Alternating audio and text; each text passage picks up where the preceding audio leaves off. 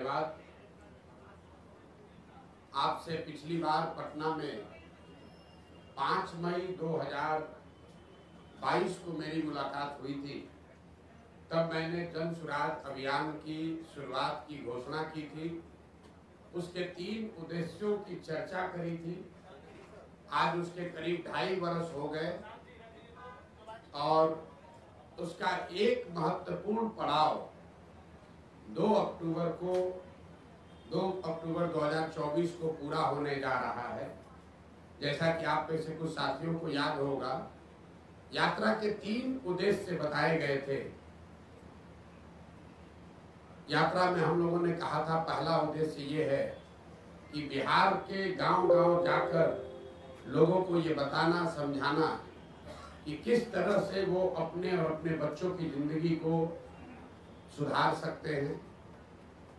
दूसरा ये उद्देश्य था कि लोगों को मजबूरी में जानते बूझते हुए भी गलत व्यक्ति को, गलत दल को वोट न करना पड़े, विकल्प के अभाव में वोट न करना पड़े। इसके लिए लोगों की मदद से एक नया दल, एक नया विकल्प बनाना। और तीसरा उद्देश्य ये था कि बिहार के विकास के लिए अगले 10 वर्ष में बिहार देश के 10 अग्रणी राज्यों में शामिल हो, इसका ब्लूप्रिंट बनाना। और बिहार के 8,500 पंचायतों का, इसको ध्यान रखें, बिहार के 8,500 पंचायतों का अलग अलग योजना बनाकर जनता के सामने रखना कि हर पंचायत की क्या समस्या है और उस पंचायत को अगले 10 वर्ष में विकसित बनाने के लिए क्या कुछ प्रयास किया जा सकता है। हर पंचायत में 800 से 1200 नए रोजगार के अवसर कैसे पैदा किए जाएंगे, हर पंचायत में बच्चों के पढ़ने की व्यवस्था को कैसे सुधारा जाएगा, और हर पंचायत में खेती को, जो बिहार में कमाने वाली खेती है, उसको कमाने वाला खेती कैसे बनाया जाएगा। ये 3 उद्देश्यों से हम लोगों ने ये प्रयास शुरू किया था। 2 अक्टूबर 2022 को मैंने गांधी आश्रम भितिहरवा पश्चिम चंपारण से चलना शुरू किया है। और यात्रा के दौरान ये भी आपको बताया, ये ऐसी यात्रा है जिसका किलोमीटर निश्चित नहीं है, इसका दिन निश्चित नहीं है। इसका लक्ष्य निश्चित है कि पूरे बिहार में पैदल चल के जहां तक हो सके गांव-गांव जाकर इन 3 उद्देश्यों की पूर्ति के लिए एक सकारात्मक और ईमानदार प्रयास किया जाए। अभी तक मैं करीब 60% बिहार ही घूम पाया हूं। तो पहली सूचना आपको ये देनी है कि यात्रा अगले 1-1.5-2 वर्षों तक जैसे पहले चल रही थी वैसे ही आगे चलती रहेगी। जब जो बिहार की जनता को मैंने आश्वासन दिया है, दल बनने से या दूसरे उद्देश्यों के पूरा होने से यात्रा नहीं रुकने वाली है। 2 अक्टूबर जब दूसरा उद्देश्य जो इसका दल बनाने का था, उसकी परिणति 2 अक्टूबर को हो रही है। 2 अक्टूबर को दल बन रहा है, लेकिन यात्रा 2 अक्टूबर के बाद भी, अभी मैं सुपौल अररिया में हूँ, वो आगे चलता रहूंगा, चाहे उसके लिए 1 वर्ष लगे या 2 वर्ष लगे, यात्रा में कोई रुकावट नहीं आएगी। दूसरे उद्देश्य को लेकर आपको ये सूचित करना चाहते हैं कि 2 अक्टूबर को अभी तक के प्रयासों के आधार पर, उसके परिणाम स्वरूप 2 अक्टूबर को बिहार में एक नए दल, नए विकल्प के तौर पर जन सुराज, एक नया राजनीतिक दल आपको देखने को मिलेगा। 2 अक्टूबर को आपको ये भी पता चलेगा कि इस दल का नेतृत्व किन लोगों के हाथ में होगा। 2 अक्टूबर को इस दल के नाम की, इसके संविधान की और इसके नेतृत्व की घोषणा जन सुराज से जुड़े हुए हजारों कार्यकर्ताओं, साथियों, इसके बनाने वालों के सामने, मीडिया बंधुओं के सामने इसकी घोषणा की जाएगी। और जैसा कि मैंने पहले बताया था, जन सुराज दल जब बन रहा है तो ना मैं उसका नेता था, ना मुझे उसका नेता बनना है। बिहार की जनता ने गांव-गांव में घूमकर जिन लोगों से हम मिले हैं, समाज को मथ कर जिन लोगों को निकाला है, एक प्रयास किया है कि बिहार के सामने ऐसे लोगों का नेतृत्व आप दिया जाए जिसमें प्रशांत किशोर से जो आदमी बेहतर है, जिसकी काबिलियत, जिसका जज्बा, जिसका चरित्र, जिसकी ईमानदारी, जिसके अंदर बिहार को सुधारने का मादा हर उस व्यक्ति में जिसमें प्रशांत किशोर से ज्यादा है, वो आपको इसके नेतृत्व में दिखेगा। तो 2 दिन और अगर आप इंतजार करेंगे तो आपको पता चलेगा कि 2 अक्टूबर को जन सुराज की लीडरशिप काउंसिल में किन लोगों का चयन हुआ, किन लोगों को जनता ने बताया, और साथ ही पार्टी के अध्यक्ष की घोषणा भी 2 तारीख को की जाएगी। जो मैंने विकास की योजना जारी करने की बात कही है, हर पंचायत की योजना जारी करने की बात कही है, वो इसका तीसरा पड़ाव है जो फरवरी या मार्च में उस काम को फरवरी मार्च तक पूरा कर लिया जाएगा।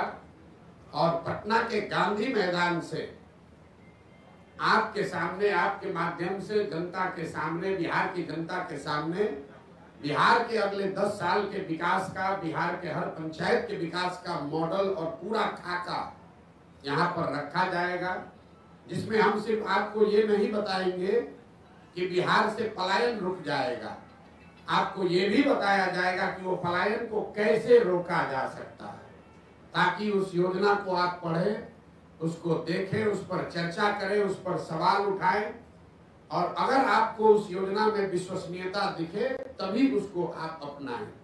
तो ये फरवरी के अंत या मार्च के पहले हफ्ते में पटना गांधी मैदान में जन सुराज का, बिहार को सुधारने का जो प्रयास है, जो अभियान है, जो योजना है, जिसको बनाने में बिहार की जनता के साथ साथ गांव से जो हम लोगों ने जानकारी इकट्ठा की, उसके साथ साथ आपके जानकारी के लिए बता दूं कि देश के करीब करीब, देश विदेश में 200 से ज्यादा बड़े बड़े विशेषज्ञ, जिनमें से ज्यादातर लोगों का नाता बिहार से है, वो चाहे अमेरिका में है, ऑस्ट्रेलिया में है, इंग्लैंड में है या देश के अन्य हिस्सों में है, ऐसे 200 से ज्यादा लोगों ने बिहार में होने वाले इस प्रयास में अपना योगदान देना स्वीकार किया है, और इस विजन डॉक्यूमेंट को, बिहार की योजना को बनाने में उन्होंने अपना योगदान दिया है। तो आपकी उत्सुकता के लिए 3 बातें फिर से समराइज कर देता हूं। प्रशांत किशोर की 2 साल से चलने वाली पदयात्रा पहले की माफिक ही वापस वैसे ही चलती रहेगी। सुपौल और अररिया में मैं हूं और आगे वहां से किशनगंज जाऊंगा, उसके बाद कटिहार, फिर पूर्णिया, फिर भागलपुर, मुंगेर, जमुई होते हुए दक्षिण बिहार के इलाके को कवर किया जाएगा। दूसरी घोषणा ये है कि 2 अक्टूबर को जन सुराज विधिवत तौर पर, औपचारिक तौर पर एक राजनीतिक दल के तौर पर उसकी घोषणा की जाएगी। 2 तारीख को दल के नेता, संविधान और नेतृत्व की भी घोषणा की जाएगी। उनसे आपको मुखातिब भी कराया जाएगा ताकि आप उनसे सवाल कर सके, उनकी पृष्ठभूमि की जांच कर सके, और अगर उसमें कोई गलती व्यक्ति आ जाए तो बिल्कुल उस पर टीका टिप्पणी भी करें और हमसे सवाल भी उठाएं। और तीसरा जो मैंने आपको बताया कि जब दल बन जाएगा, 6 महीने अभी हमको और लगेंगे, तो बिहार के विकास का जितने लोग सवाल उठा रहे हैं कि प्रशांत किशोर कह रहे हैं, जन सुराज वाले कह रहे हैं कि 1 साल में पलायन रोक देंगे, तो 1 साल में पलायन के रोकने का पूरा खाका बिहार की जनता के सामने रखा जाएगा कि उस पलायन को कैसे रोका जाएगा। अगर जन सुराज में हम लोग कह रहे हैं कि 15 साल से कम उम्र के हर बच्चे के लिए अगले 5 से 7 वर्षों में विश्व स्तरीय शिक्षा की व्यवस्था बनाई जाएगी, बिहार को फिर से ज्ञान की भूमि के तौर पर स्थापित किया जाएगा, तो उसका पूरा योजना बनाकर आपके सामने जारी करेंगे। और अभी तक मेरा जो 2 साल का पदयात्रा का अनुभव रहा है और आगे की योजना के बारे में अब आपके जो सवाल है, मैं आपके सामने बैठा हुआ हूँ। आप स्वेच्छा से अगले 1 घंटे तक जो कुछ भी सवाल चाहे वो पूछ सकते हैं। आप सबका फिर से बहुत बहुत धन्यवाद। अब आप सवाल कर सकते हैं। प्रशांत जी, आपको धन्यवाद आपकी यात्रा के लिए जो सफल यात्रा रही, जो हम लोग देख भी रहे, लेकिन साथ में ये जानना चाहेंगे कि आपका इंटेंशन मुस्लिम की तरफ बहुत बढ़ा हुआ महसूस हो रहा है, मुसलमानों का आपकी तरफ बढ़ा हुआ इंटेंशन लग रहा है, इसमें सच्चाई क्या है?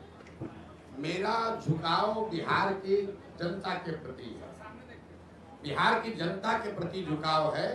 और बिहार में 18-19% मुसलमान भी रहते हैं, तो मेरा 1/5 हिस्सा 20% झुकाव मुसलमानों के लिए भी है।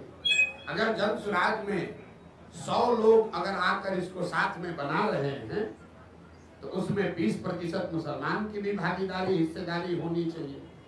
उसमें 35% अति पिछड़ों की भी भागीदारी होनी चाहिए। 19% उसमें दलित भी होने चाहिए। 15% 14% सवर्ण भी होने चाहिए।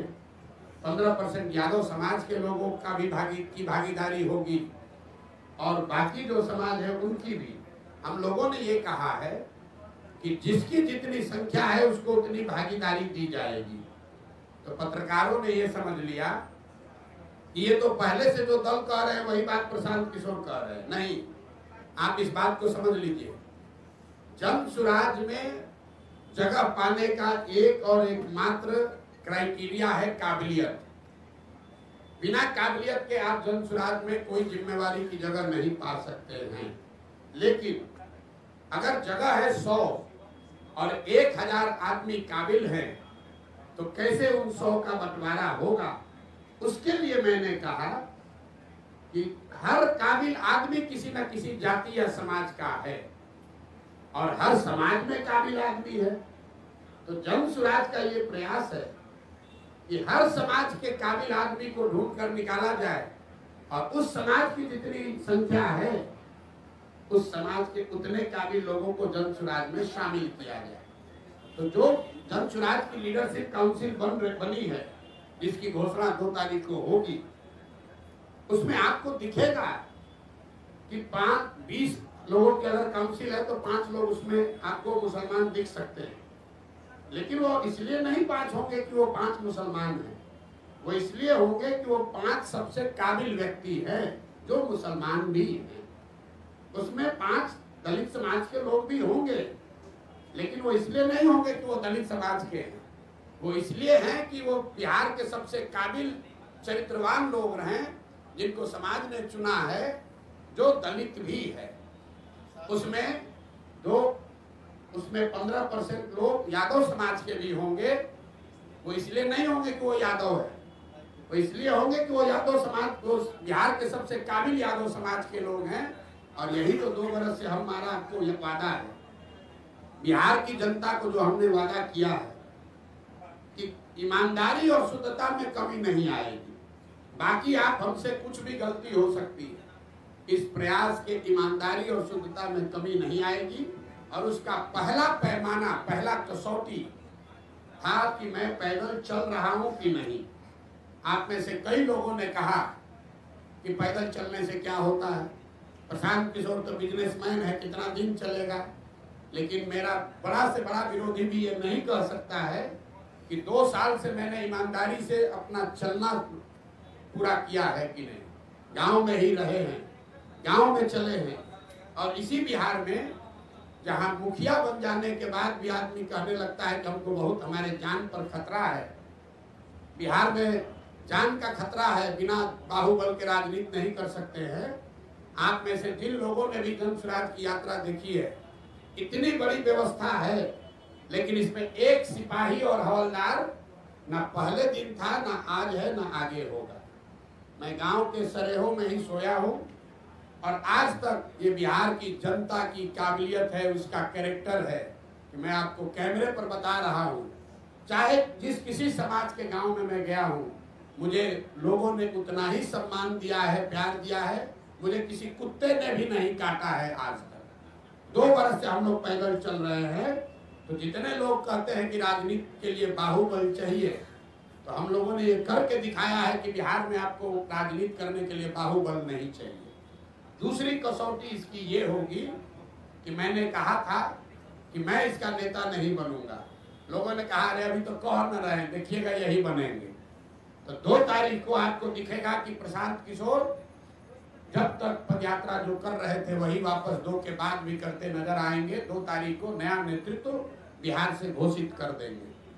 तीसरा मैंने ये कहा था कि जिस आदमी को भी इसका नेतृत्व चुन कर देंगे वो आदमी प्रशांत किशोर से ज्यादा काबिल आदमी होगा। तो आप जिनको हम बना रहे हैं आप देखिएगा, वो आदमी प्रशांत किशोर से ज्यादा विद्वान और होशियार कैरेक्टर वाला होगा, ऐसा मेरा विश्वास है। उस कसौटी पर आप लोग कसिए 2 तारीख को। और फिर जब यहाँ का एजेंडा जारी करेंगे मार्च में, तो आप सारे विद्वान लोगों से मैं आग्रह करूंगा कि 2 महीना तक जिसको भी जिस विषय की जानकारी है आप पूरी तरीके से उस बात का अध्ययन करके सवाल कीजिए कि क्या 1 वर्ष में बिहार में पलायन रोकने का वादा पूरा किया जा सकता है कि नहीं।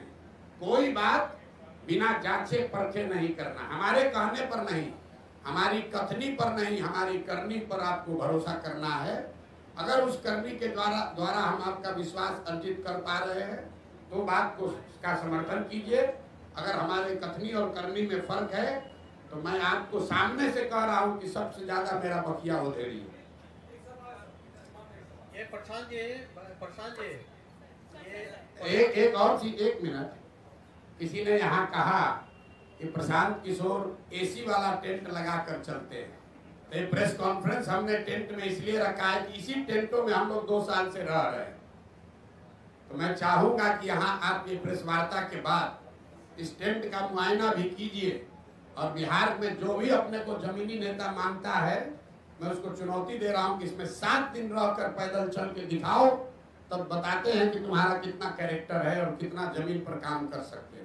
इस कैंप का वीडियो बनाकर जारी कीजिए और खुली चुनौती दे रहा हूं कि इस कैंप में 7 दिन रहिए। जिसको ये 5 स्टार दिख रहा है, आप सब साथी यहाँ बैठे हैं, बढ़िया मौसम है बाहर, 15 मिनट में पसीना छूट रहा है। इसी टेंट में हम लोगों ने जाड़ा भी काटा है, बरसात भी देखा है, और मैं अकेले नहीं हूँ। 2500 बिहार के बच्चे, 2500 बिहार के बच्चे ऐसे 20 कैंपों में बिहार में रह रहे हैं, इसी कठिन परिस्थिति में रह रहे हैं, गांव गांव जा रहे हैं। और हम लोगों ने 50 बच्चों के साथ शुरू किया था, आज 2500 पदयात्री, उनका प्रयास, उनका परिश्रम, उन पदयात्रियों का संकल्प प्रशांत किशोर से ज्यादा है। क्योंकि प्रशांत किशोर तो फिर भी मीडिया में आ रहे हैं, बोल रहे हैं, उन बच्चों को आप देख नहीं रहे। वो बच्चे नेमलेस हैं, फेसलेस हैं। 2500 बच्चे अपना घर परिवार छोड़कर रात दिन इन कैंपों में रह रहे हैं। और नेता यहाँ पटना में बैठ के कहता है प्रशांत किशोर एसी के टेंट में रहता है, जरा आके रह के देखो 5 दिन। यात्रा शुरू किया था सब जब यहाँ के नेताओं ने, कब शुरू हुआ कब खत्म हुआ पता ही नहीं चला। ये प्रशांत जी, ये प्रशांत जी राजनीतिक रणनीतिकार सलाहकार से आप बिहार की बात किए, उसके बाद जन स्वराज अभियान आपने चलाया, तो आप बता रहे हैं कि नेतृत्व किसी और को सौंपेंगे। तो वैसी स्थिति में प्रशांत किशोर की जन स्वराज में आगे क्या भूमिका रहेगी, किस तौर पर वो जाने जाएंगे? प्रशांत किशोर की भूमिका रहेगी बिहार के समाज को जगाने का, समझाने का। क्योंकि प्रशांत किशोर की सोच ये है, जो कि गांधी की सोच से प्रेरित है, कि अगर राजनीति में आमूल चूल परिवर्तन लाना है तो बिना समाज में हस्तक्षेप किए हुए, समाज के स्तर पर काम किए बगैर आप राजनीति को और व्यवस्था को नहीं सुधार सकते। ऐसा नहीं है कि प्रशांत किशोर कहीं जा रहे हैं। हमारी सबसे बड़ी चुनौती क्या है? आप लोग सवाल क्या पूछते हैं? बात तो अच्छी है, प्रयास तो अच्छा है, समाज मानेगा तब न, जाति टूटेगा तब न। तो सबसे बड़ी चुनौती जो है समाज को मनाने समझाने की, वो चुनौती, वो काम प्रशांत किशोर के कंधे पर है। लेकिन अगर समाज मान जाए तो उसके सामने अच्छे व्यक्तियों का विकल्प हो, वो भी जरूरी है। अच्छे व्यक्तियों का विकल्प हम आपको सामने दे रहे हैं, लेकिन समाज को जगाने का, समझाने का जो काम है, गुरु काम है, वो काम प्रशांत किशोर का है और उसी भूमिका में हम आगे भी रहेंगे। देखिए, एक अंतिम बात इस पर कहती, गांधी जी, महात्मा गांधी देश में कांग्रेस में सिर्फ एक ही बार जीवन में अध्यक्ष बने। गांधी जी जीवन भर कांग्रेस के अध्यक्ष नहीं थे, लेकिन इसका मतलब नहीं है कि गांधी जी का कांग्रेस पर प्रभाव नहीं था। ऐसा नहीं है कि गांधी जी कांग्रेस का अध्यक्ष रहे और जब अध्यक्ष नहीं रहे तो कांग्रेस और आजादी की लड़ाई छोड़कर दूसरे के हवाले करके चले गए। उन्होंने उन लोग, लेकिन ये जरूरी है कि सिर्फ एक आदमी से नहीं होगा। और प्रशांत किशोर बिहार का एकमात्र काबिल आदमी नहीं है। इस मूल भावना जनसुराज की यही है कि पिछले 30 वर्ष में सिर्फ 1200 परिवार के लोगों ने बिहार की राजनीति को कब्जा कर रखा है। 3.5 करोड़ परिवार बिहार में रहते हैं। तो जनसुराज का ये अभियान है जहां ये हम बता रहे हैं कि आप गरीब हैं, अमीर हैं, अगड़े हैं, पिछड़े हैं, हिंदू हैं, मुसलमान हैं, दलित हैं, पैसा नहीं है, आपके पिताजी विधायक मंत्री नहीं है, आप उसका चिंता मत कीजिए। अगर आपके पास जज्बा है, बिहार को सुधारने की इच्छा है, सपना है, तो आइए इस व्यवस्था से जुड़िए। पैसे का चिंता, चुनाव लड़ने लड़ाने रणनीति का चिंता प्रशांत किशोर और जनसुराज पर छोड़िए। हमने ये कहा है, लोग कह रहा है कि कैसे किस आधार पर कह रहे हैं कि गरीब से गरीब आदमी को पैसा देकर लड़ाएंगे।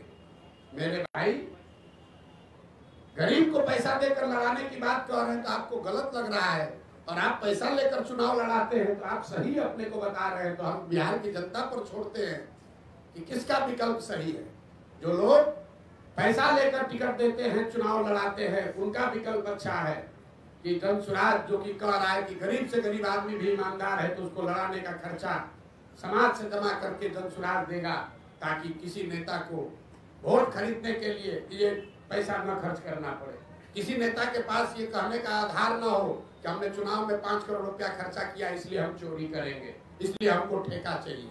इसलिए जनसुराज में घोषणा है कि आपको गाड़ी नहीं अपना लगाना है।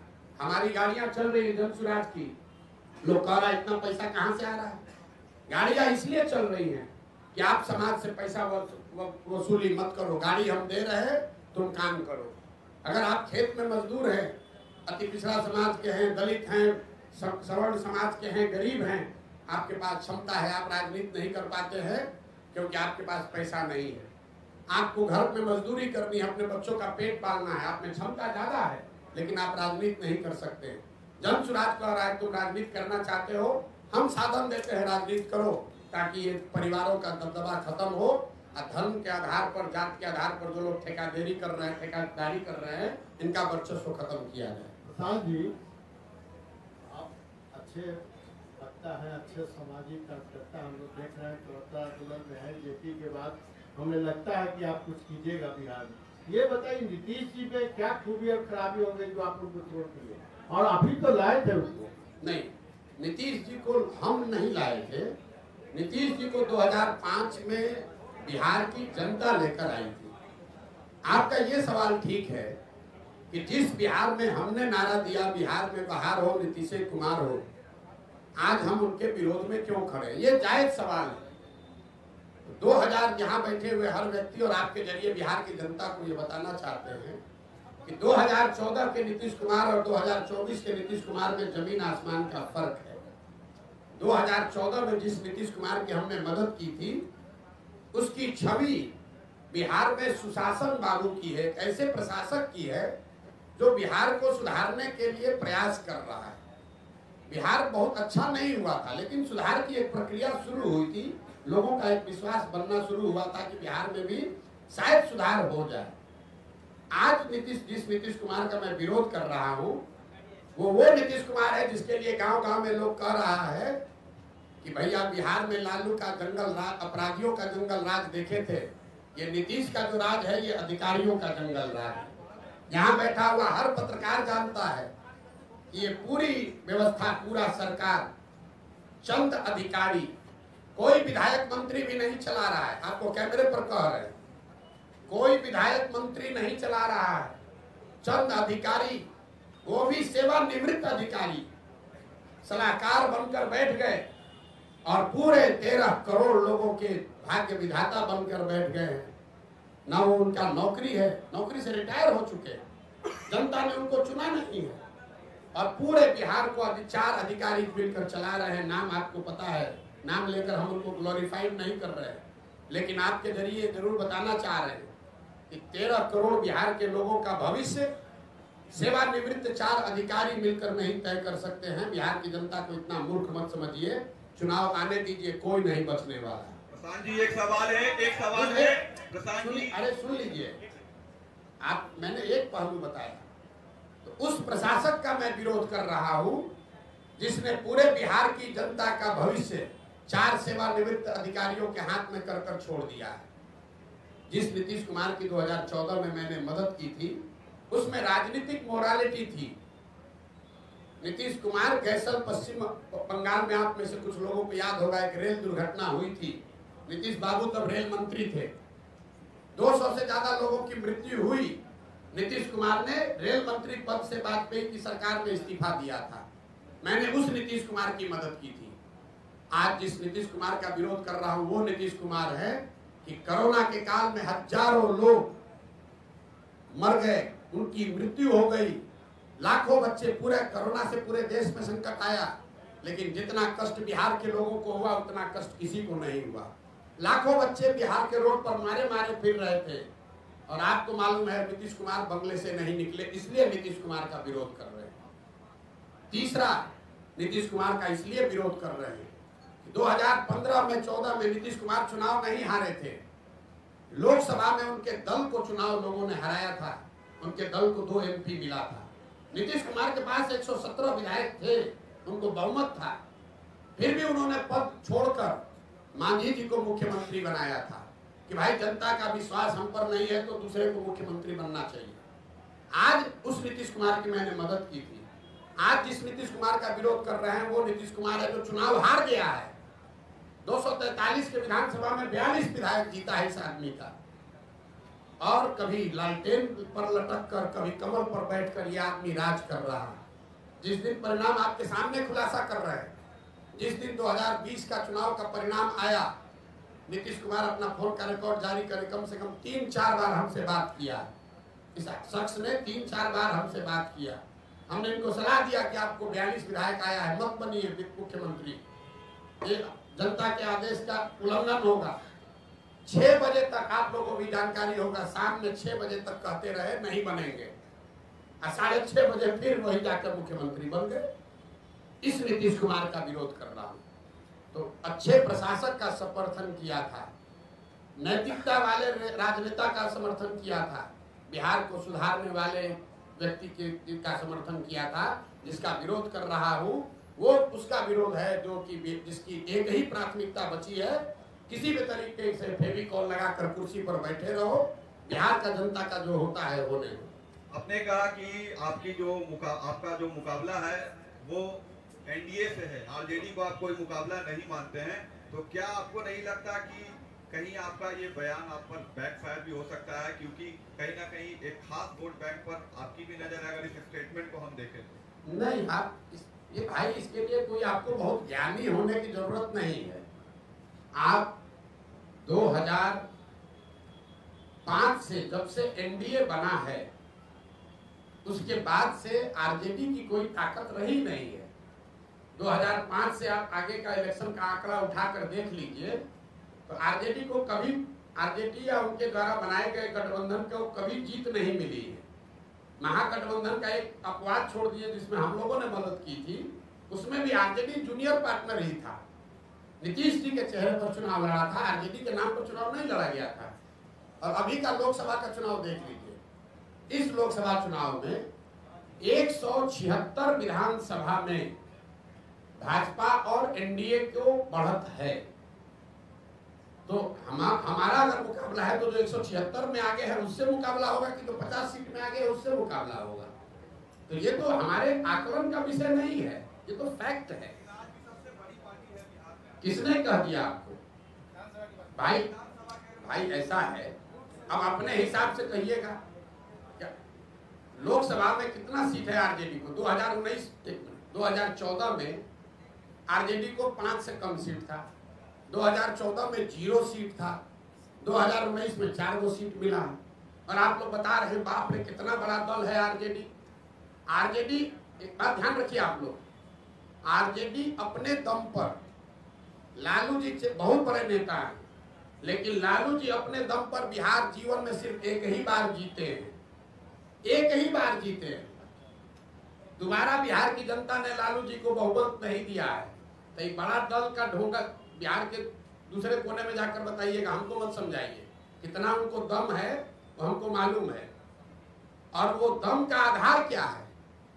दम का आधार यह है 18% मुसलमान, जिसको आप 20 बरस से डरा रहे हैं कि अगर हमको वोट नहीं दोगे तो भाजपा आ जाएगी। आपने मुसलमानों के लिए किया कुछ नहीं, उसको भागीदारी नहीं दी, उसको हिस्सेदारी नहीं दी, उनके बच्चों के पढ़ाई की चिंता नहीं की, उनको लालटेन में किरासन तेल बनाकर जला रहे हो, रोशनी अपने घर में कर रहे हो। उसको अगर हटा दीजिएगा तो कितने लोग बिहार के हैं जो आरजेडी के समर्थन में, आप बता दीजिए, आपको ज्यादा जानकारी है।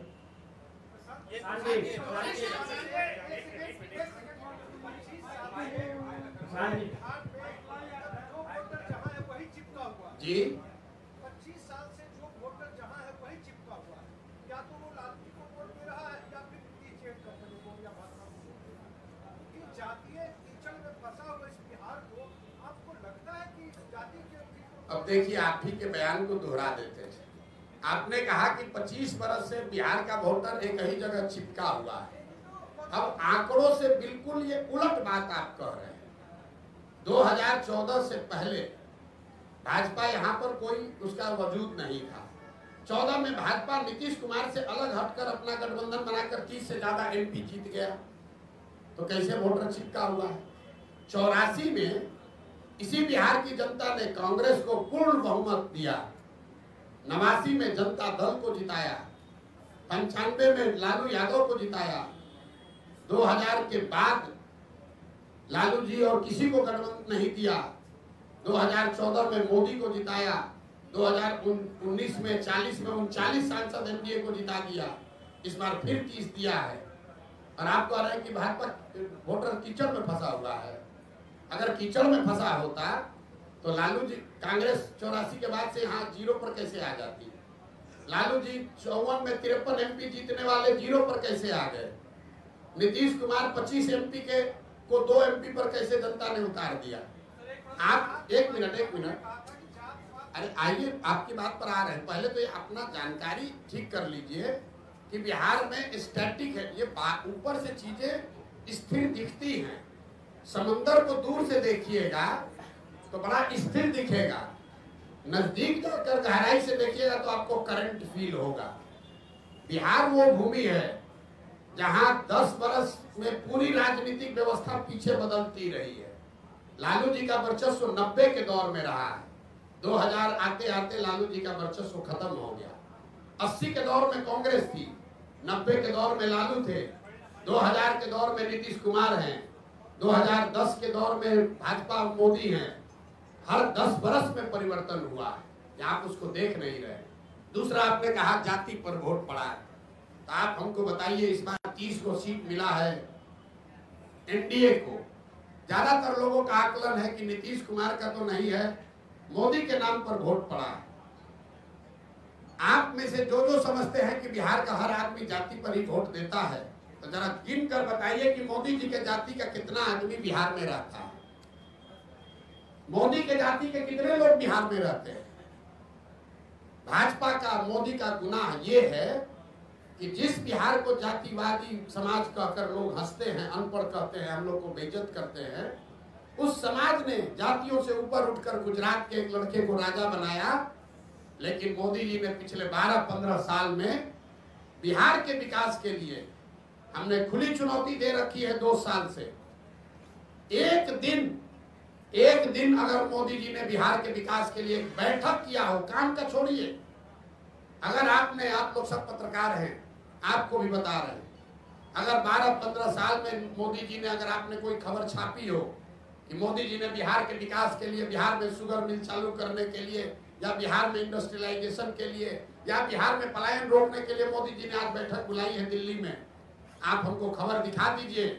और ये सारे प्रयास के बाद हम जन स्वराज का अभियान वापस लेकर एनडीए का समर्थन कर देंगे, आप दिखाइए। लेकिन जिस समाज ने जाति धर्म सब भूलकर मोदी को जिताया, उस मोदी ने बिहार की चिंता नहीं की। जैसे, एक मिनट पूरा समझ लीजिए, बिहार के बर्बादी के जो दोषी हैं वो लालू और नीतीश हैं, लेकिन इसके असली गुनाहगार कांग्रेस और भाजपा ही हैं। ये क्यों कह रहा हूं मैं? लालू और नीतीश ने बिहार में सत्ता चलाया है, बिहार की जनता ने उनको एक एक बार जीवन में, लालू जी को 1995 में और नीतीश जी को 2005 में एक एक ही बार मत दिया, लेकिन लालू जी जंगल राज 15 साल इसलिए चला पाए कि चंद सांसदों के लालच में कांग्रेस के लोगों ने बिहार और बिहार के बच्चों का भविष्य लालू के हाथ में गिरवी रख दिया। और जो गलती कांग्रेस ने की वही गलती आज भाजपा कर रही है। ये भाजपा वो दल है जो पूरे देश में, इसके लिए हम लोग कहते हैं कि दूसरे का दल को तोड़कर सांसद विधायक खरीद के सरकार बनाता है। बिहार में उसका 80-75 विधायक है, नीतीश का 43 है, लेकिन यहाँ सरकार नहीं बनाया। यहाँ नीतीश को बैठा दिया है ताकि हमको 12-15 MP मिलता रहे। तो भाजपा ने भी वही गलती की है जो कांग्रेस ने किया। कांग्रेस ने हम लोग के बच्चों का भविष्य लालू के हाथ में बेचा, भाजपा वाले हम लोग का भविष्य नीतीश के हाथ में बेचे हैं, और परिणाम भी वही होगा।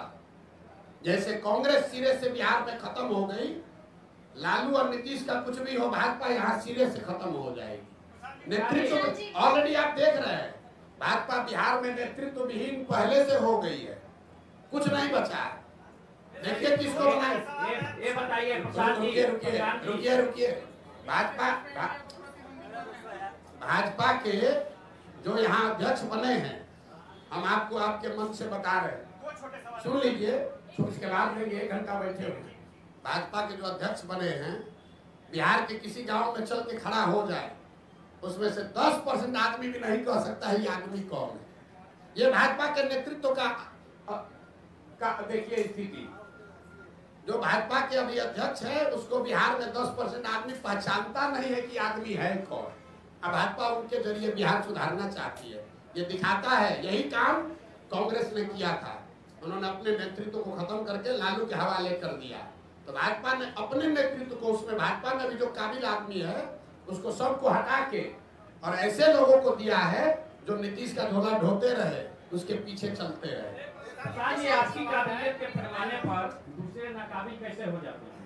जी, आपकी काबिलियत के पैमाने पर दूसरे नाकाबिल कैसे हो जाते हैं? हमने तो किसी को नाकाबिल कहा ही नहीं। और नहीं, एक तो निरपेक्ष भाव से तो यही बात जा रही है ना कि आप काबिल लोगों को लाएंगे, यानी अभी तक सत्ता में जो लोग हैं या आते रहे वो नाकाबिल है। मेरी पूरी बात सुन लीजिए। और अगर आपके काबिलियत का पैमाना क्या है, निर्धारण आपने किसी ठीक बात, ये अच्छा सवाल है। और उसके साथ दूसरी बात ये कि अगर सत्ता में आने के बाद काबिल लोग नाकाबिल हो जाते हैं तो आपके जनसुराज की क्या गारंटी है?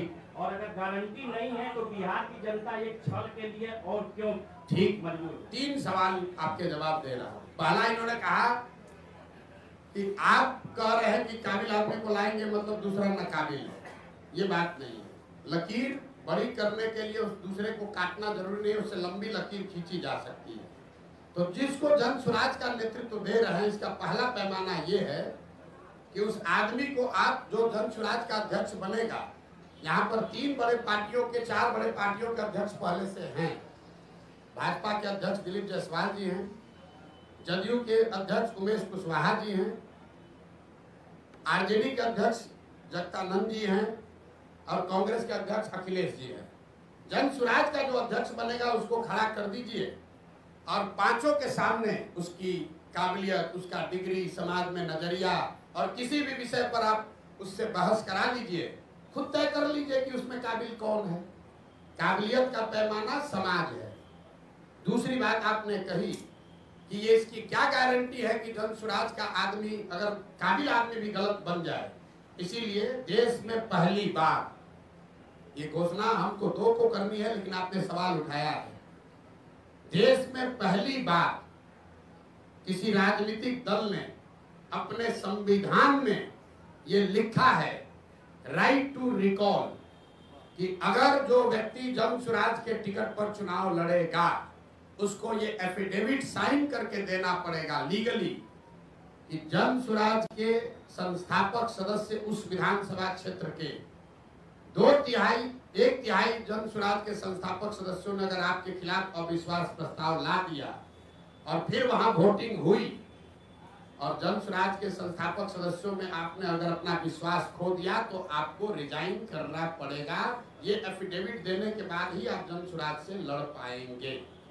इस बात को हम लोग जन स्वराज अपने संविधान में लिख रहा है। तीसरा और अंतिम सवाल, कि जन स्वराज पर भरोसा क्यों करें। ठीक बात है, ये अच्छा सवाल है। जन स्वराज पर भरोसा इसलिए करें कि पहले से जो लोग यहाँ पर हैं वो एक्सपायर मेडिसिन है। आपने उसको जांच लिया, परख लिया, जानते हैं कि ये दवा काम नहीं करती। मान लीजिए कि आपके घर में कोई बीमार पड़ गया, भगवान न करे, और उसको कोई ऐसी बीमारी हो गई जिस सुधर ही नहीं रही है। डॉक्टर ने दवा दिया, हर तरह का दवा दे दिया, वो सुधर नहीं रहा है। आपने कहा डॉक्टर साहब इससे क्या होगा, अब तो नहीं सुधर रहा। डॉक्टर ने कहा भाई एक नई दवा आई है, उसका पूरा प्रमाण तो नहीं है, लेकिन 20% 40% संभावना है ठीक हो सकती है, लेकिन कुछ खतरा भी हो सकता है। आपका अगर आदेश हो, अगर आप सहमत हो तो हम एक बार ट्राई करके देखते हैं। आप क्या कहिएगा?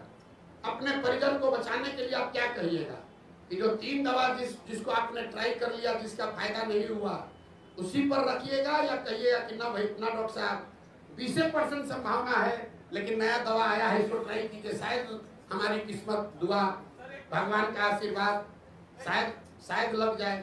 तो जन स्वराज जो 3 जिन दलों से हम लड़ रहे हैं वो एक्सपायर मेडिसिन है। जनता ने उसको 30 बरस देख लिया, परख लिया, जान लिया, ये नहीं सुधार सकता है। जन स्वराज नया प्रयास है, इससे सुधार हो भी सकता है, शायद नहीं भी हो सकता, लेकिन शायद हो भी सकता है। तो ऊपर वाले की दुआ रही तो निश्चित तौर पर बिहार की जनता वो रिस्क लेगी।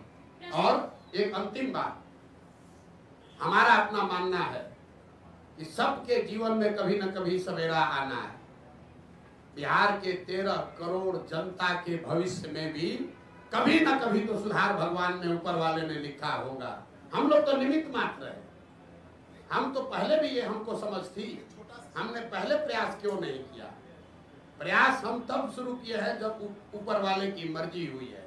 हम 1% है, ऊपर वाला 99% है। मेरा ये विश्वास है कि 13 करोड़ बिहार के लोगों का जीवन भी कभी सुधरना भगवान ने तय किया होगा, और शायद जन स्वराज वो निमित्त है, वो रास्ता है जिसके जरिए वो सुधार हो पाएगा।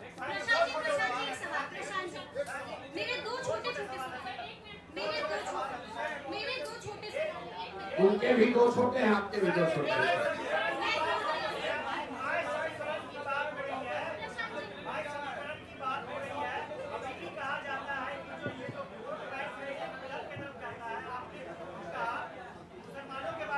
भाई देखिए, ये माई सुनिए ना, इतना काहे घबरा रहे हैं? बिहार के लिए चिंता करने वाले लोग इतना घबराए हैं। आपने कहा माई समीकरण, रुकिए, अभी हमारी बात पर मत जाइए।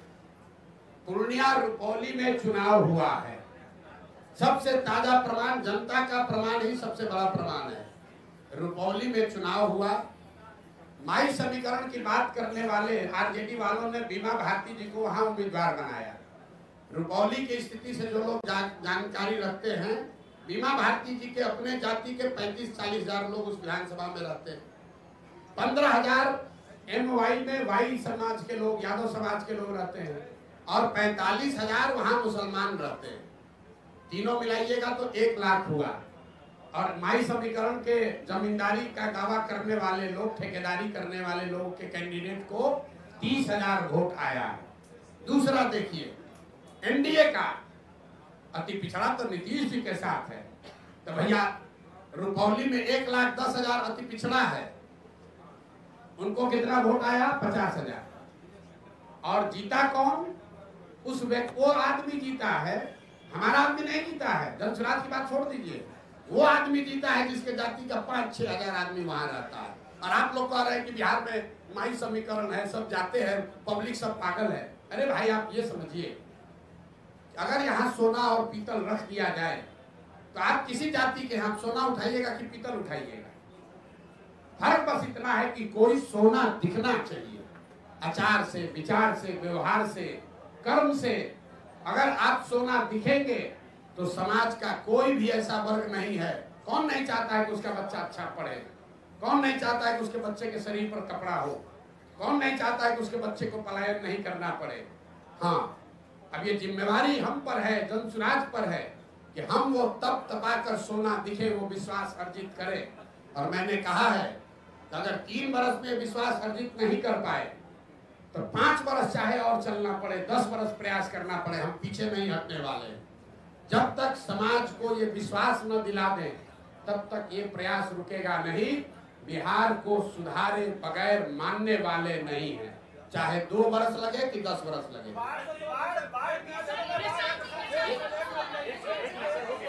बोलिए बोलिए बोलिए बोलिए। क्या पीके जियो टीओ क्या होता है? मेरे भाई बिहार कहाँ से कहाँ सवाल आप करते हैं। हमने दल नहीं बनाया है, हम पूरी बात अपनी बिहार के लिए। अगर हम अपने जीवन में, मेरे जीवन का भी हम 10 साल में अपना जीवन जीते।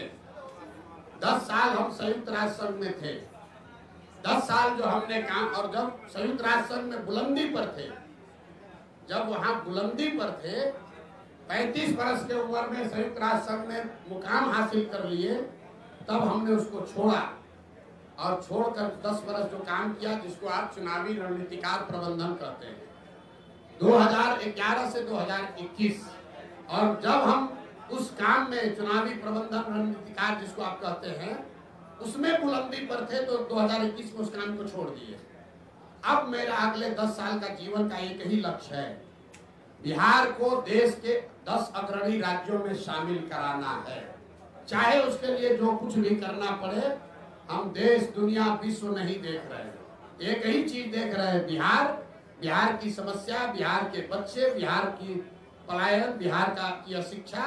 और जैसा मैंने आपको कहा, आप चुनाव देख रहे हैं, मैं देख रहा हूं कि जब तक ये नहीं सुधरेगा तब तक बिहार में ही प्रशांत किशोर को इसी तरह से प्रयास करते रहना। विपक्ष आप पर कई तरह के आरोप लगाता है, जिसमें से एक आरोप ये है कि जनसुराज कुछ और नहीं बल्कि वन मैन शो है। इस आरोप पर प्रशांत किशोर क्या ठीक, देखिए, कम से कम विपक्ष वाले या पक्ष वाले आरोप लगाना शुरू तो कर रहे हैं। जब हमने अभियान शुरू किया था तो कहता था ये है कौन, प्रशांत किशोर कौन है। किसी ने हमको व्यापारी कहा, तो हमने मंच पर कहा, कैमरे के सामने कहा, हाँ व्यापारी हैं, सामान बेचने आए हैं, अपना विचार बेचने आए हैं, लोगों को माथा पर टोकरी लेकर घर घर घूम रहे हैं, ये विचार बेच रहे हैं कि जाति धर्म नाली गली का छोड़ो, अपने बच्चों की चिंता करो, ये विचार बेचने आए हैं। तो ये तो मान रहा है ना विपक्ष वाला कि प्रशांत किशोर को बेचने आता है। तो हम ये विचार घर घर बेच कर आए हैं कि एक बार जीवन में नेताओं की बच्चों की चिंता छोड़ दो, अपने बच्चों की चिंता कर लो, ये विचार बेचने आए। तो आज अभी पहली बार, आप लोग ध्यान नहीं दे रहे, पहली बार देश में ऐसा हो रहा है कि जो सत्ता में है और जो विपक्ष में है, दोनों के राजनीतिक कार्यकर्ता छोड़कर वहां जा रहे हैं जो अभी दल ही नहीं है। आप इसको जरा आकलन करके देख लीजिए, राजनीतिक कार्यकर्ता तो वहां जाता है जहां सत्ता है या सत्ता आने की संभावना है। जनसुराज अभी दल नहीं है और आरजेडी वाले चिट्ठी निकाल रहे हैं कि भैया लालू जी के समाजवाद का हवाला है, जो दल मत छोड़ो रे भाई, अरे यहीं पर बने रहो। भाजपा वाला, कल हमको एक भाजपा का नेता आया, कहा भैया भाजपा का कार्यालय है, बैठे हम लोग हैं, लेकिन चर्चा खाली जनसुराजे का हो रहा है। ये हमारी ताकत नहीं है, ये बिहार के लोगों की 30 वर्ष की छटपटाहट है। 30 वर्ष से भाजपा का डर दिखाकर लालू और लालू का डर दिखाकर भाजपा ने जो वोट लिया है, ये उनकी छटपटाहट है। जब बिहार के लोगों को कोई रास्ता मिल जाएगा तो ये मुफ्तखोरी जो है वो छूट जाएगी, राजनीतिक बंधुआ मजदूर कोई नहीं बचेगा। यही अभियान है और इसीलिए छटपटाहट और घबराहट है। प्रशांत जी एक बड़ा खतरा बनकर उभरे, एक छोटा सवाल प्रशांत जी, आप एक बड़ा खतरा बनकर उभरे हैं, तो कईयों ने आपको भी संपर्क करने की कोशिश की होगी, तो प्रशांत किशोर के रोज भाई देखिए ऐसा है, प्रशांत किशोर को बिहार में प्रयास करने की जरूरत नहीं है, हमको लोगों को संपर्क करने के लिए। देश में कौन ऐसा नेता दल है, आप लोग सब पत्रकार हैं, कौन ऐसा दल और नेता है जो सोचेगा कि प्रशांत किशोर को अपने साथ रख ले। भाई भूमिका हमको चाहे कुछ भी दे, इतना तो जरूर चाहेगा प्रशांत किशोर हमारे साथ रहे। तो यहाँ जब टुटपुंजिया नेता को जिसको 5000 वोट आ जाता है वो सौदा कर सकता है, तो आपको कैसे लग रहा है कि हमारे पास ऑफर नहीं आ रहा? हमको लोग प्रलोभन नहीं दे रहे, डर नहीं दिखा रहे, लेकिन हमने जो वादा किया है कि 243 मतलब 243, 242 नहीं होगा। और चुनाव के बाद अगर 130-35 सीट भी आ जाए, ये भी कैमरे पर कहा है, तो प्रशांत किशोर उसको अपनी व्यक्तिगत हार मानेंगे कि मेरे प्रयास में कमी रह गई, हम बिहार को लोगों को नहीं समझा पाए। हमारे लिए आंकड़ा 122 नहीं है, मुकम्मल जीत होनी चाहिए, तभी मानेंगे कि हमारा ये प्रयास सफल हुआ। 130, 135 सीट अगर जनसुराज को आया तो प्रशांत किशोर की, जनसुराज की इस प्रयास की हार होगी। प्रशांत जी, इसी से जुड़ा हुआ सवाल है कि आपका आकलन बहुत सटीक रहा है, पिछले कई चुनाव में देखा गया है, और आप कहते रहे कि इस चुनाव में बिहार में या तो अर्थ पे या तो फर्श पे जी। तो अभी आपका आकलन क्या है, कितने सीट जनसुराज लेकर आएगी? और इसी से जुड़ा हुआ सवाल है, अगर 10, 15, 20 सीट बच जाते हैं बहुमत से, उस स्थिति में जनसुराज क्या करेगा? फिर से चुनाव में जाने के लिए बिहार की जनता को धकेल देगा? 130 आएगा ना, आप कहे 10-15 कम रह जाएगा, हमने 15 बढ़ा दिया। और पहले इंटरव्यू में बहुमत से 15 ज्यादा, बहुमत से 15 ज्यादा आएगा तो भी उसको हम अपनी हार मान लेंगे और आपको मौका दे देंगे कि बना लीजिए। ये कह रहे हैं, आपको स्पष्टता से कह रहे हैं, अर्श पर या फर्श पर अगर हमारे प्रयास की ईमानदारी में, शुद्धता में ताकत है, तो या तो बिहार की जनता अपने और अपने बच्चों का मुस्तकबिल बदलने के लिए हमको अर्श पर जनसुराज को बैठाएगी, और अगर उसको समझ में नहीं आया तो कोई बात नहीं है, 5 वर्ष की और तपस्या जारी रहेगी। प्रशांत जी, एक सवाल आपके जवाब से एक सवाल निकल के आ रहा है। आप कह रहे हैं प्रशांत जी नहीं, आप कह रहे हैं कि 130 सीट भी आएगा तो हम हार मान लेंगे, सरकार नहीं बनाएंगे, आप बोल रहे हैं। ये कहाँ का है दूसरा लाइन?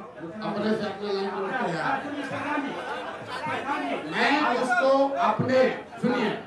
मैं उसको अपने इस प्रयास के बिहार को सुधार, देखिए बिहार में सिर्फ सरकार बनने से बिहार नहीं सुधरेगा। आपने बात सुनी नहीं हमारी।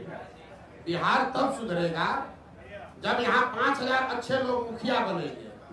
बिहार तब सुधरेगा जब यहाँ पर 50,000 अच्छे लोग वार्ड सदस्य बनेंगे। बिहार तब सुधरेगा जब यहाँ 200-250 अच्छे विधायक बनेंगे। सिर्फ सरकार बदलने से, मुख्यमंत्री बदलने से बिहार नहीं सुधर सकता है। इस नजरिए से मैं कह रहा हूँ कि अगर 130 सीट आया, इसका मतलब है कि आधी बिहार की जनता भी हमसे इस विचार से, इस प्रयास से कन्विंस नहीं हुई। उस नजरिए से ये हार हुई। तो हमको और प्रयास, कम से कम 2/3 बिहार की जनता को इस प्रयास की शुद्धता और ईमानदारी पर भरोसा जब तक न हो, तब तक प्रशांत किशोर का ये प्रयास जारी रहेगा, तभी सुधार होगा। सिर्फ सरकार बनाने से सुधार नहीं होगा।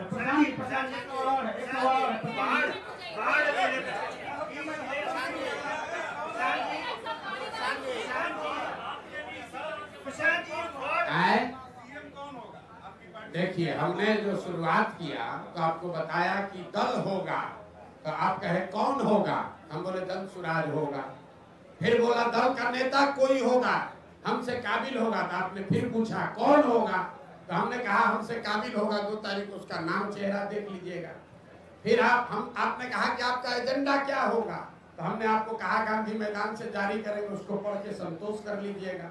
उसके बाद जारी ये भी करेंगे कि सीएम कौन होगा। एवरेस्ट पर चढ़ना है तो एक कदम ही चढ़ना पड़ेगा। एक ही बार रस्सी बांध कर एवरेस्ट पर नहीं पहुंच सकते हैं। पहुंचने की कोशिश कीजिएगा, गिर जाइएगा रास्ते में, खराब होगा।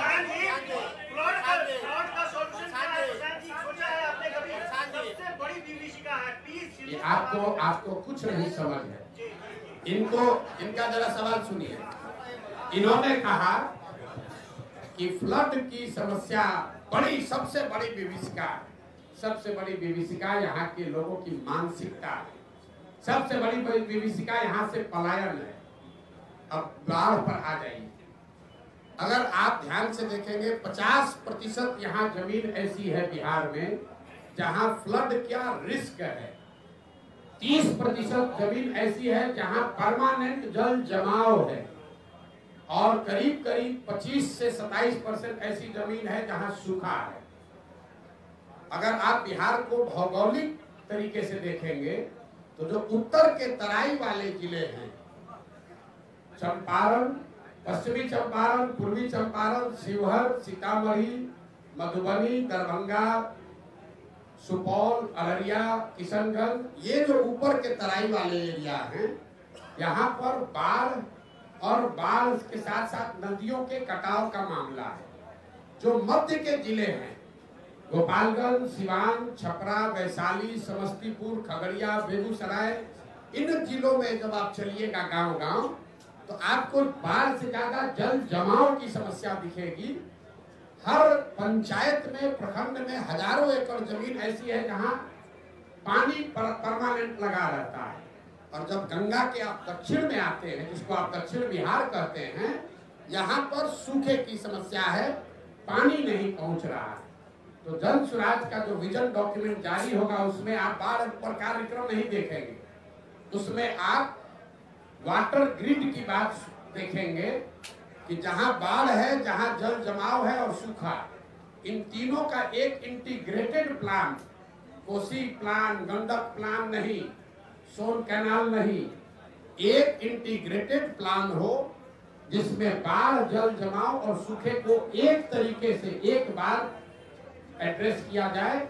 उसका पूरा खाका आपके सामने रखेंगे, उसको देखिए, पढ़िए, समझिए। और आधा बाढ़ का जो समस्या है वो तो इंजीनियरों और ब्यूरोक्रेट्स के कमाई के लिए खुद किया हुआ है।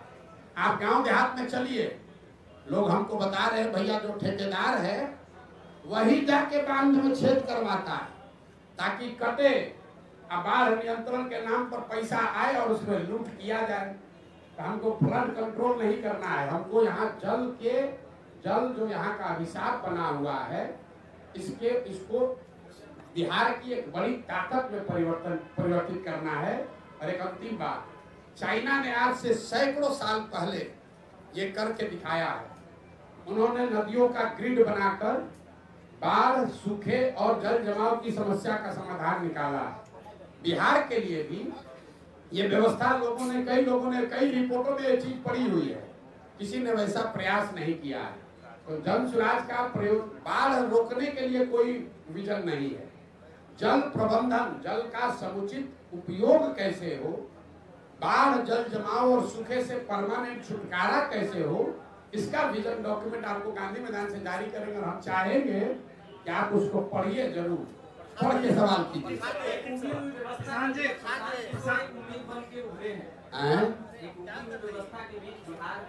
चलिए, आप लोग पत्रकार हैं, सुनिए, सवाल आ रहे हैं। आप लोग पत्रकार हैं, लेकिन हमको मालूम है कि आप पत्रकार से ज्यादा एक बिहारी भी हैं।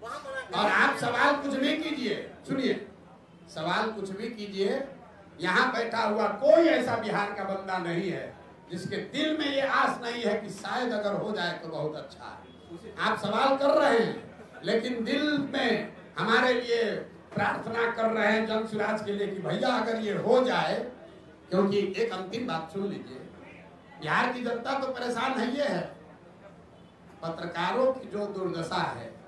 आपकी हालत तो वो है कि आप अपना दर्द लिख भी नहीं पा रहे हैं।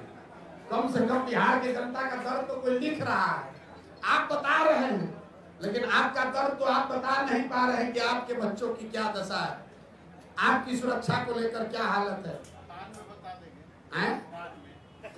काम में आप सवाल पूछिए। तो सबसे ज्यादा पत्रकार लोग चाह रहे हैं, जैसे समाज का हर वर्ग चाह रहा है वैसे पत्रकार भी चाह रहा है कुछ सुधार हो। जो सरप्राइज पैकेज है, हम जो कह रहे हैं कि बहुत सारे लोग ऐसे आपको जन सुराज में दिखेंगे जिसको आपने सोचा नहीं था कि भी राजनीति में आ सकते हैं, तो उसमें पत्रकार लोग भी शामिल है। कि बिहार में कितना पत्रकार राजनीति में आने जा रहा है आपको पता नहीं है। प्रशांत जी, महात्मा गांधी का मेरा सवाल, महात्मा गांधी जी का तस्वीर लगाए हुए विचारों पर चलने की बात करते हैं और ये नशा मुक्ति उनका महत्वपूर्ण ये बातें थी। शराबबंदी पर आपका बयान आया, खूब वायरल हुआ। कि शराबबंदी को हटा देंगे, उसमें सुधार की बातें नहीं की और उसको सीधे तरीके से गांधी को आप कितना पढ़े लिखे समझते हैं? ये प्रशांत जी, गांधी जी ने नहीं बात, ये महत्वपूर्ण समझ इसी लीजिए। से रिलेटेड है कि ये सवाल है आपसे। आप एक मिनट, नीतीश जी भी गांधी जी को अपना आदर्श मानते हैं, आप भी अपने गांधी जी को आदर्श मानते हैं। नीतीश जी बापू का हवाला देके और आधी आबादी का हवाला देके शराबबंदी लागू की। बोल रहे उसी पर बोल रहे हैं। पहली बात कि जितने लोग भी यहाँ गांधी के नाम पर शराबबंदी की पर सवाल कर रहे हैं, गांधी जी ने शराबबंदी को, नशा मुक्ति को सामाजिक प्रयास के तौर पर बताया है। गांधी जी ने ये नहीं कहा कि कानून बनाकर शराबबंदी लागू किया जाए। और हम 2-3 बरस से कह रहे हैं ये बात। जिसको जिसको भी अपने गांधी के जानने पर दम्भ हो, वो आकर हमको बताए, समझाए कि गांधी जी ने ये कहाँ कहा है कि कानून बनाकर शराबबंदी लागू किया जाए। दूसरी बात, शराबबंदी का अगर मान लो कुछ फायदे हैं भी, मान लो एक बार को, तो शराबबंदी लागू होगा तब न फायदा होगा। बिहार में शराबबंदी कहाँ है? बिहार में शराबबंदी के नाम पर शराब का दुकान बंद है, होम डिलीवरी चालू है। पटना में तो कुछ ऐसा लोग सर्विस दे रहा है कि शराब का जो ब्रांड आप पीते हैं, आप बुलाइए, आपको पिलाएगा, आप बोतल वापस लेके जा रहा है, कह रहा है कल फिर लेकर आए, पूरा बोतल तो एक दिन में पी नहीं सकते हैं। और आप अपने घर में शराब रखना नहीं चाहते हैं कि डर है पकड़ा जाएंगे। तो ऐसा सर्विस भी यहाँ पर है। आपको बता रहे हैं, आपको हमसे ज्यादा जानकारी होगा। शराब का बोतल लेकर आता है, जितना पैक पीना है पीजिए, बोतल ले जाएगा और अगले दिन फिर आपके सामने लाके बोतल खोलकर फिर देखेगा कि अभी आप ही वाला बोतल है, पूरा पेमेंट किए हुए हैं। नीतीश, सुनिए, नीतीश कुमार के इर्द गिर्द बैठे हुए सारे लोग खुद ही शराब पीने वाले लोग, वो क्या बताएंगे? शराबबंदी की बात कर रहे हैं। हमने कहा है, इसको ध्यान रखिए, शराबबंदी से बिहार का हर वर्ष 20,000 करोड़ रुपया का नुकसान हो रहा है। जन स्वराज का विजन ये है कि शराबबंदी को हटाया जाए और ये 20,000 करोड़ रुपया जो मिले वो बजट में न लिया जाए। उस जैसे हम लोग रोड बनाने के लिए 50 पैसा सेस देते थे, उसी तरह शराब से आने वाले टैक्स के पैसे को बजट में न लिया जाए। उस पैसे को अगले 20 वर्ष तक सिर्फ और सिर्फ बिहार के बच्चों के पढ़ाई के लिए खर्चा किया जाए। तो शराबबंदी से अगले 12-15 वर्ष में 5 लाख करोड़ रुपया हम लोग जमा करने जा रहे हैं। आप बताइए कि ये होम डिलीवरी वाला शराबबंदी से समाज का फायदा है कि शराब की बिक्री भले हो, रेगुलेटेड हो, और उससे 5 लाख करोड़ रुपया इकट्ठा कराकर एक बच्चों को पढ़ाने के लिए विश्व स्तरीय व्यवस्था बना दी जाए, वो होना चाहिए। बिहार की जनता को तय करने दीजिए। हम पहले व्यक्ति हैं और एकमात्र राजनीतिक दल है जो कह रहा है कि शराबबंदी 15 मिनट में उठाकर फेंक देंगे। लोगों ने कहा महिला वोट नहीं देगी, न देती हो तो न दे। हम गलत नहीं बोलेंगे, गलत नहीं बोलेंगे। लोगों ने कहा भूमि सुधार का बात कीजिएगा, सवर्ण वोट नहीं देगा। हम सामने से कह रहे हैं भूमि सुधार लागू किया जाएगा। अभी जो सर्वे हो रहा है ये भूमि सुधार नहीं है। भूमि सुधार और जमीन के सर्वे में फर्क है। हम सरकार पर अभी टीका टिप्पणी बहुत नहीं करते हैं, लेकिन आप लोग जितना राजनीतिक आकलन कर रहे हैं, ये कल किसी परसों पत्रकार ने बताया हमको, और उन्हीं का शब्द आपको कोट कर रहे हैं कि 3S, शराबबंदी, सर्वे और स्मार्ट मीटर, ये 3 आखिरी कील है नीतीश कुमार के राजनीतिक ताबूत में। ये सिरे से इनको साफ कर देगा। ये जो सर्वे शुरू कराया है, हर अंचल में लोग बता रहे हैं खतियान निकालने के लिए, अपना खतियान निकालने के लिए लोगों को 5,000-10,000 रुपया लग रहा है। जब से सर्वे शुरू हुआ है, प्रखंड के स्तर पर लोग बता रहे हैं कि 50 लाख से 1 करोड़ रुपया की वसूली हो चुकी। शराबबंदी का यही हालत है। हर प्रखंड से करोड़ों रुपया शराब माफिया और भ्रष्ट अफसर कमा रहे हैं। और स्मार्ट मीटर में गरीब के गले को दबाकर उसके घर में कहा जा रहा है तुम अंधेरे में रहो, लेकिन स्मार्ट मीटर स्वीकार करो। ये तीनों एस नीतीश कुमार के राजनीतिक ताबूत का 3 कील है जो इनको पूरी तरीके से खत्म कर देगा। अभी रोके है ना सर्वे, दम है तो जरा सर्वे करके दिखा ले। हमने सबसे पहले कहा कि 6 महीने में घर घर में झगड़ा होगा, गांव में गोली चलेगी। ये आदमी सर्वे भूमि सुधार नहीं है। जब लैंड का रिकॉर्ड ही आपके पास नहीं है तो आप लोगों से क्यों मांग रहे हैं कि वंशावली बना के लाओ? सरकार के पास खुद लैंड का रिकॉर्ड नहीं है, रजिस्टर 2 कॉम्प्रोमाइज्ड है, उसमें हेर फेर हुई है, उसको फाड़ दिया गया, उसमें घोटाला किया गया, पैसा लेकर आपके नाम कर दूसरा नाम कर दिया। अनीता कुमारी है तो कुमारी में मुंह पर इंक गिरा दिया, डिस्प्यूट खड़ा हो गया। तो जब सरकार को खुद नहीं पता है कि किस जमीन का मालिक कौन है तो कैसे लोग ये प्रमाणित करेंगे कि यह जमीन उनका है?